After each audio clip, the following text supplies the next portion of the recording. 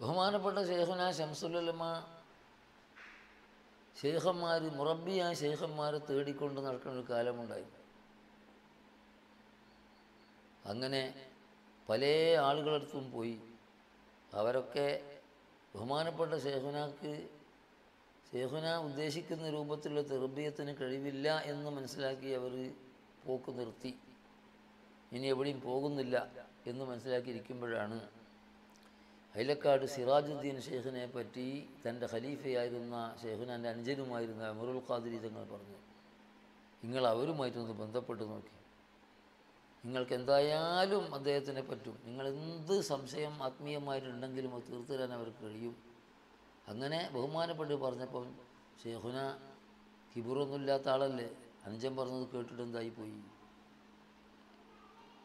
സിറാജുദ്ദീൻ ഷെയ്ഖിന് എല്ലാ നിലക്കും അവർക്ക് പറ്റുകയും ഷെയ്ഖായി അവരുമായി ബന്ധപ്പെടുകയും ചെയ്തു. ഇതൊക്കെ ഞങ്ങൾ പൂച്ചക്കാട് ഷെയ്ഖുനാൻ്റെ ദർസിൽ വരുന്നതിന് മുമ്പാണ്.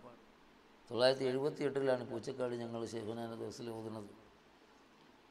ഞങ്ങളവിടെ ഓതുന്ന കാലത്താണ് അയിലക്കാട് സിറാജുദ്ദീൻ ഷെയ്ഖിനെ പറ്റി ഒരു മൗലീദ് ഉണ്ടാക്കിയത്.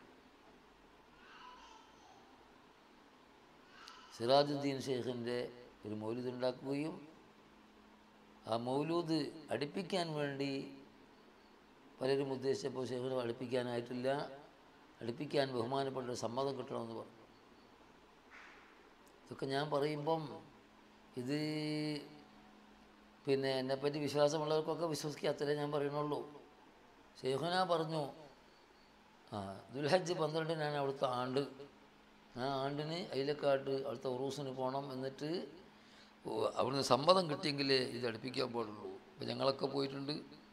ഉമറുൽ ഖാദിരി തങ്ങളുണ്ട്, ബഹുമാനപ്പെട്ട ശംസുൽ ഉലമ ഔറാദിലിരിക്കുകയാണ്. മഗ്‌രിബിൻ്റെ സംസ്കരിച്ച് കഴിഞ്ഞിട്ടാണ് പരിപാടി തുടങ്ങുന്നത്.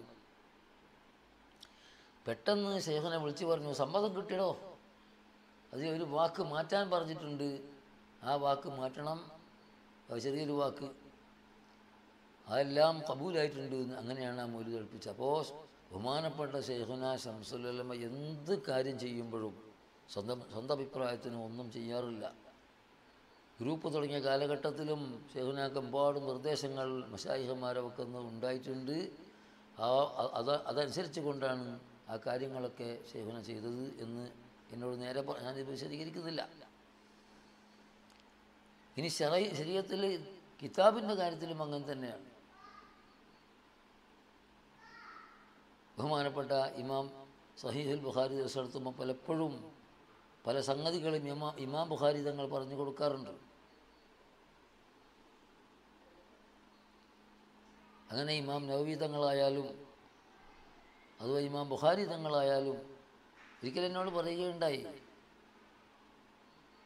കിതാബിലൊക്കെ ഖുർആൻ്റെ വ്യാഖ്യാനങ്ങളിലോ ഹദീസിൻ്റെ വ്യാഖ്യാനങ്ങളൊക്കെ പലരും പറയുന്നത് എനിക്ക് തൃപ്തിയാവില്ല. ഞാൻ രാത്രി ഇങ്ങനെ എന്തു ചെയ്യും, ഉറക്കം വഹിച്ച് ഇങ്ങനെ ഇരിക്കും. അപ്പോൾ ഇതിൻ്റെ യഥാർത്ഥമായന എനിക്കെന്ത് ചെയ്യും, ഉത്തരവാദപ്പെട്ടവർ പറഞ്ഞു തരും.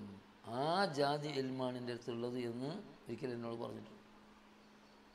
അപ്പോൾ ശരീഅത്തിൻ്റെ കാര്യമായിരുന്നാലും തരീഖത്തിൻ്റെ കാര്യമായിരുന്നാലും ഒക്കെ സ്വന്തം അഭിപ്രായത്തിനൊന്നും ചെയ്യാത്ത ആളായിരുന്നു ബഹുമാനപ്പെട്ട ശൈഖുനാ ശംസുൽ ഉലമ. അതുകൊണ്ട് തന്നെ ഒരു മുമ്പോട്ട് വെച്ച ഒരു കാൽ പിന്നോട്ട് വെക്കേണ്ടി വന്നിട്ടില്ല.